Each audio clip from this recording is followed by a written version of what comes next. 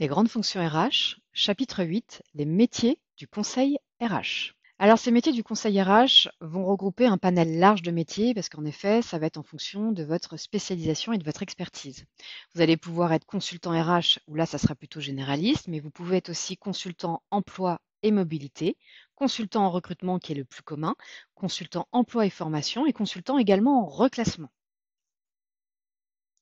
Quels sont les périmètres d'intervention? Ces périmètres d'intervention vont varier. Vous pouvez être amené à travailler sur du recrutement, de la formation, la gestion des emplois, des parcours de professionnels, la GEPP, la mobilité, les relations sociales. Tout ceci va être en fonction des entreprises et des cabinets de conseil que vous allez pouvoir intégrer et de leur spécialité. Quelles sont les missions principales? Les missions principales seront de réaliser une proposition au client selon un diagnostic que vous aurez pu établir de l'entreprise et de son périmètre RH, ainsi que du secteur d'activité. La mise en œuvre de solutions proposées sur la thématique sur laquelle vous êtes amené à travailler. Le suivi de la solution proposée et le reporting de l'ensemble des actions engagées. Donc, comme tout consultant auprès d'entreprises, vous serez amené à réaliser ces différentes étapes qui seront déclinées selon votre spécialité. En termes de formation, les métiers du conseil RH, vous êtes sur différentes possibilités, plutôt des bac+5 ou des certifications de coach professionnel. En termes de bac+5, on pourra aussi bien partir sur de la psychologie, les sciences sociales, la gestion des ressources humaines ou encore la gestion de l'administration générale, ainsi que des écoles de commerce avec une spécialisation en ressources humaines. Vous l'aurez compris, c'est un niveau d'études qui va être important pour la simple et bonne raison que vous amenez du conseil à une entreprise et donc une expertise.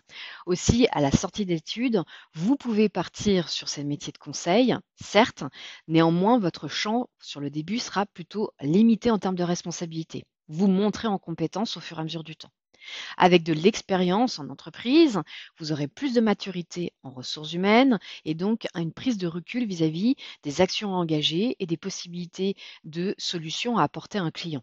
Vous aurez donc la possibilité de vous positionner sur un poste de consultant plus expérimenté.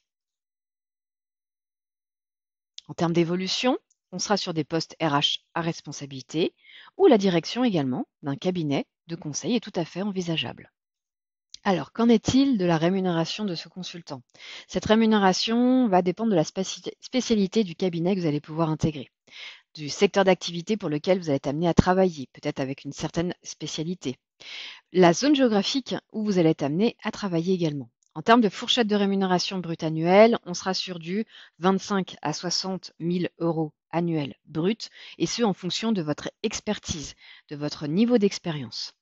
N'oubliez pas aussi que cette rémunération peut être à la performance ou avec une part variable compte tenu que vous êtes consultant externe et ce en fonction peut-être du périmètre du nombre d'entreprises que vous accompagnez et de votre niveau d'expertise. Alors que retenir? Les métiers du conseil RH, un périmètre consultant qui va être large et qui va dépendre de la spécialité recherchée. Il va être intéressant d'intégrer une entreprise au préalable pour pouvoir tout simplement gagner en expérience, acquérir une vision globale de l'entreprise et de ses différents acteurs.